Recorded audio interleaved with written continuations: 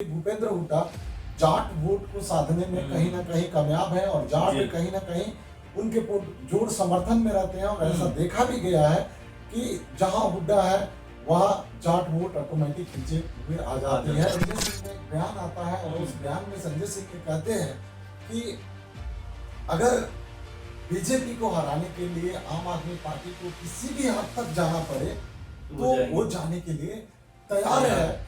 और आम आदमी पार्टी की स्थिति इतनी ज्यादा मजबूत नहीं है कि हरियाणा के अंदर वो अब पूरे के पूरे सीटों पे अपने कैंडिडेट उतार सकते। सीएम के लिए जो भी चेहरा है अपने आप को सीएम से कम नहीं समझ रहा है। और मनीष सिसोदिया बाहर निकल के आए हैं। मनीष सिसोदिया समझते हैं हम सीएम बन जाए। मनीष सिसोदिया के अलावा संजय सिंह सोचते हैं हम सीएम बन जाए। आतिशी अलग सोचती हैं और उधर सौरभ भारद्वाज है वो भी कहीं ना कहीं सोच रहे हैं कि कहीं हमारा इसमें गुलाम भट्टक के नंबर ना आ जाए। तो नमस्कार, आप देखें नेक्स्ट टाइम न्यूज। हरियाणा का मुद्दा इस समय सबसे ज्यादा गर्म है क्योंकि चुनाव आने वाले दिनों में होने वाले। ऐसे में तमाम जो पार्टियां हैं वो गठजोड़ में लगी हुई है। आप देखिए इनेलो के साथ में बीएसपी का गठबंधन होता है, जेजेपी के साथ में एक तरीके से कहें तो आजाद समाज पार्टी का गठबंधन होता है। वहीं कांग्रेस पार्टी को लेकर अभी भी कई तरह के पेच फंसे हुए क्योंकि कांग्रेस पार्टी और आम आदमी पार्टी के बीच में जो तालमेल होना चाहिए, जैसा दिखना चाहिए, वैसा नजर नहीं आ रहा। क्योंकि एक पक्ष तो कहता है कि गठबंधन होना चाहिए, दूसरा पक्ष कहता है कि नहीं गठबंधन होगा तो हमारा नुकसान होता हुआ नजर आएगा। इन सब मुद्दों पर बात करने के लिए हमारे साथ संतोष सर मौजूद हैं जो सामाजिक मुद्दों पर, राजनीतिक मुद्दों पर अपनी अच्छी खासी नजर रखते हैं, पकड़ रखते हैं और इन पे अपना ओपिनियन देते हुए भी नजर आते हैं। संतोष जी, पहले स्वागत है आपका।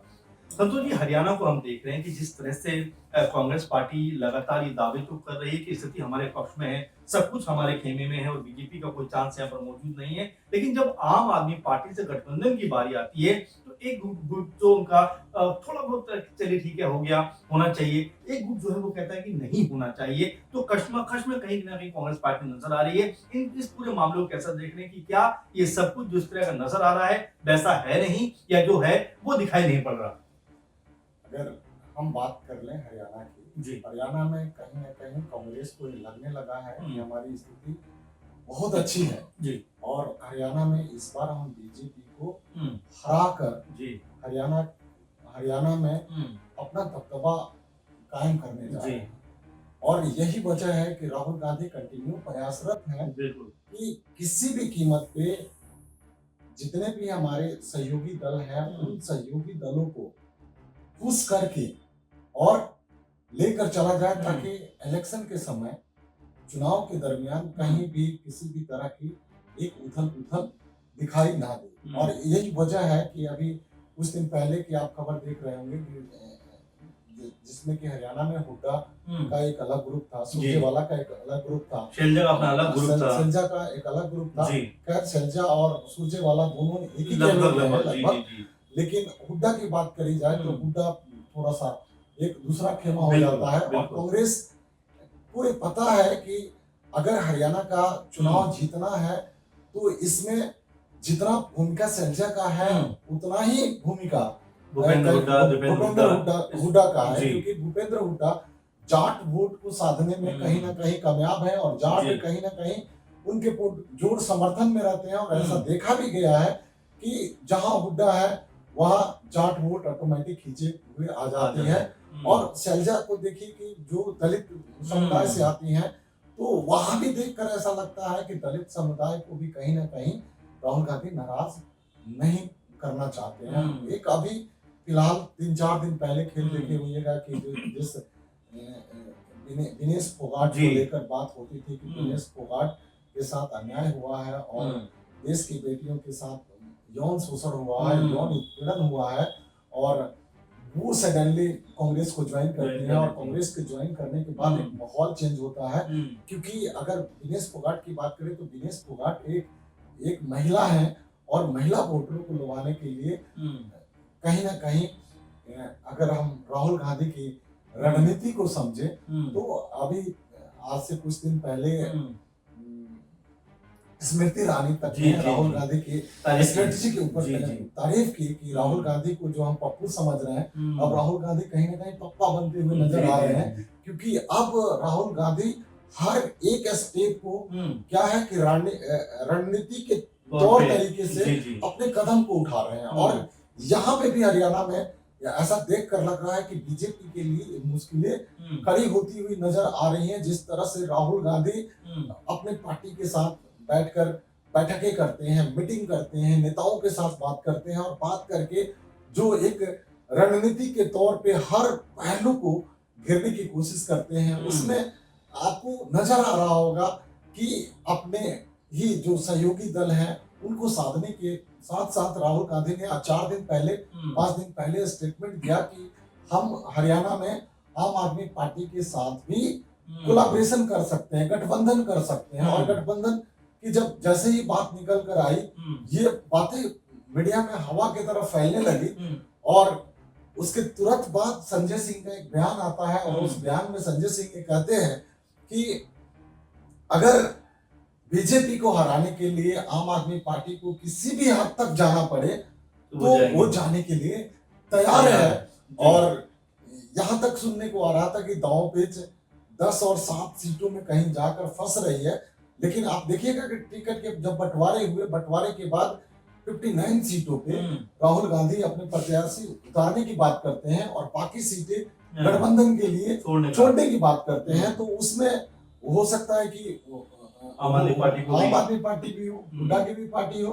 तो ये पार्टियों के अलावा जो छोटे छोटे पार्टियां हैं, अखिलेश यादव को भी कुछ सीट देने की बात हो रही है। तो ये राहुल गांधी कहीं ना कहीं ये दिमाग तो जरूर लगा रहे हैं कि हमारी नैया तभी पार हो सकती है जब हमारे पास क्षेत्रीय दल का संगठन मजबूत होगा। और क्षेत्रीय दल का संगठन को लेकर राहुल गांधी का जो कॉन्फिडेंस बढ़ा, जैसे 2024 का जो इलेक्शन में जो इन्होंने क्षेत्रीय दलों के साथ मिलकर जो सीटें हासिल की है और इनकी सीटों में भी बढ़त हुई है क्षेत्रीय पार्टी की वजह से, जो 50 के आसपास थे, कम से कम 50 के आसपास, वो 99 के करीब पहुंच गए।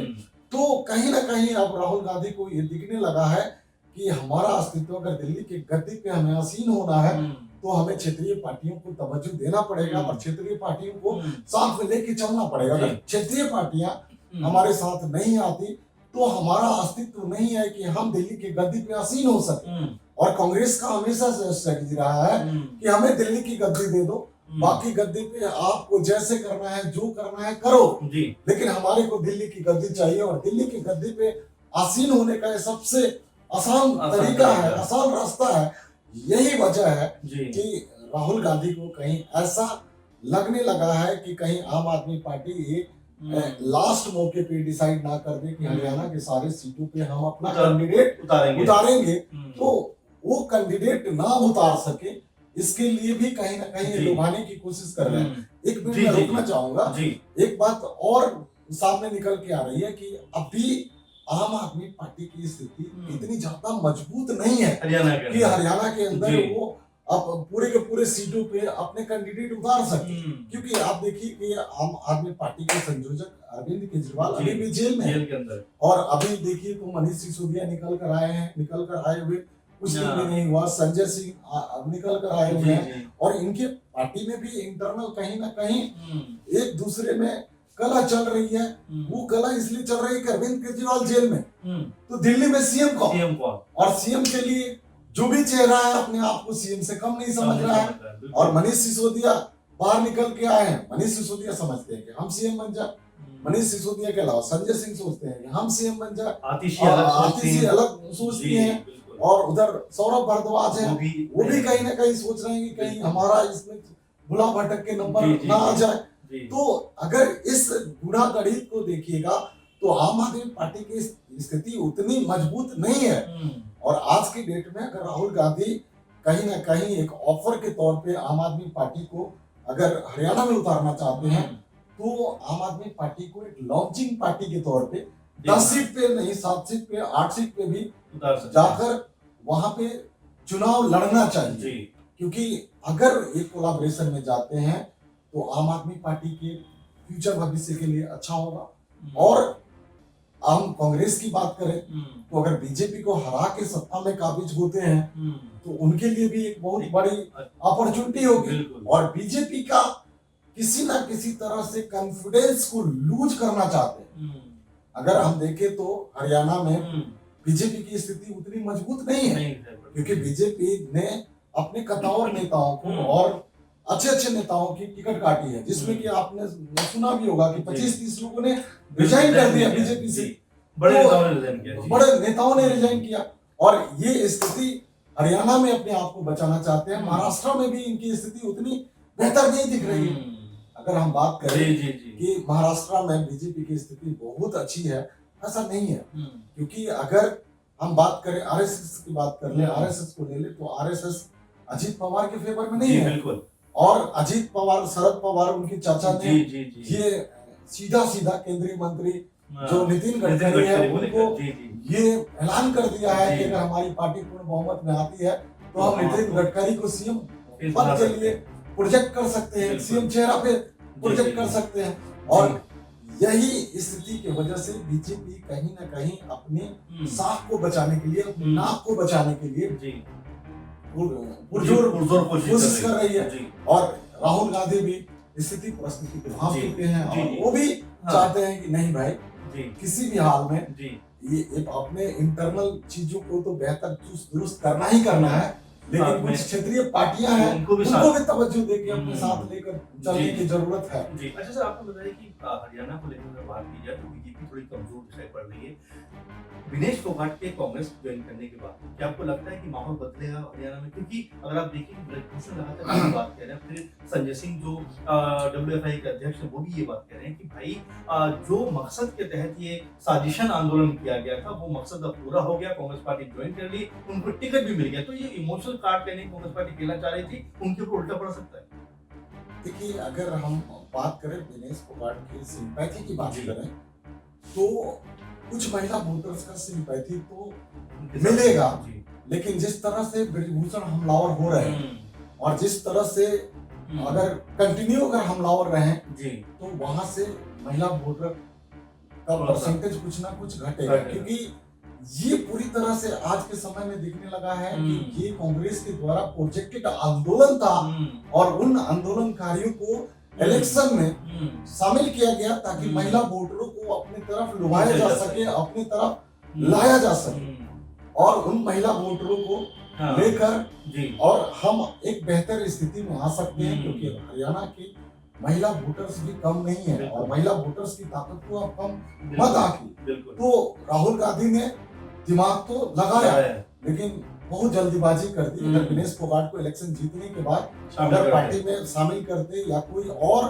पद या ओहदे पे लाते तो शायद ये इलेक्शन उनके लिए बेहतर होता कि विनेश फोगाट अगर ये बोलते हुए नजर आते कि मैं राजनीति में नहीं आऊंगी, लेकिन हमारे हुए अन्याय और जुल्म के खिलाफ कोई पार्टी हमारे साथ खड़ी है तो कांग्रेस पार्टी खड़ी है और कांग्रेस को हम इलेक्शन ना लड़ते हुए, क्योंकि अहम नेता ये बातें बोला करते हैं कि मेरे को इंटरेस्ट नहीं है राजनीति में, मैं राजनीति में नहीं आना चाहता, मैं कहीं से लड़ना नहीं चाहता, मैं लड़ूंगा नहीं, लेकिन कुछ समय बाद उनकी बातें पलट जाती हैं और बयान पलट जाते हैं और वो बाद में कहीं 2-4-5 साल पहले कही हुई बातें दुनिया भूल जाती है और उसके ऊपर उतना ज्यादा इम्पैक्ट नहीं पड़ता है। लेकिन इस इलेक्शन में अगर हम ये देखें तो अगर ब्रजभूषण अपने तरफ से हमलावर होते हैं या बीजेपी के कई नेताओं ने भी ये स्टेटमेंट दिया है कि जो विनेश फोगाट है, विनेश फोगाट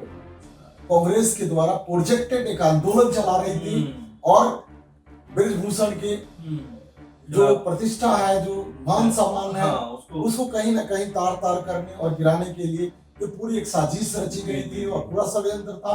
और आज आपने सुना होगा कि ब्रजभूषण ने कल के एक स्पीच में ये बोला है कि इसकी स्ट्रेटजी 2 साल पहले नहीं, इसकी स्क्रिप्ट 4 साल पहले लिखी जा चुकी थी कि ऐसे ऐसे करना है और उसमें हुड्डा का भी नाम आया है कि हुड्डा कहीं ना कहीं इसमें शामिल थे इस प्रोटेस्ट को करवाने। बिल्कुल, और ये बहुत ही महत्वपूर्ण बात कही है सर ने, क्योंकि देखिए जिस तरह से विनेश फोगाट को लेकर माहौल ऐसा बना ज़रूर है कि यहाँ पर जो है वो बहुत बड़ा एक कह सकते हैं आंदोलन चलाने का प्रयास करें, जो बेटियाँ बच्चियाँ आगे बढ़ना चाहती हैं, उनके साथ में कोई ऐसी हरकत ना हो, इसको लेकर वो आगे बढ़ना चाहते हैं। लेकिन जिस तरह से उन्होंने कांग्रेस पार्टी ज्वाइन की और उसके तुरंत बाद उनको टिकट मिल जाना, कहीं न कहीं जो विपक्षी दल लोग हैं, या फिर कह सकते हैं जो बीजेपी के नेता हैं, उनको बोलने का मौका मिला है। और ब्रिजभूषण खासकर ये बात कहते हुए नज़र आ रहे हैं कि पूरी तरह से इस साजिश का पर्दाफाश हो चुका है। अब इसको लेकर आप क्या सोचते हैं, ज़रूर कमेंट करिए और लगातार हमारे साथ बने रहिए, क्योंकि हम ऐसे ज्वलंत मुद्दों पे लगातार बहस करते हैं, चर्चा करते हैं, ताकि आप तक एक जो है पॉजिटिव संदेश, पॉजिटिव मैसेज पहुंचाए जा चुके हैं। क्योंकि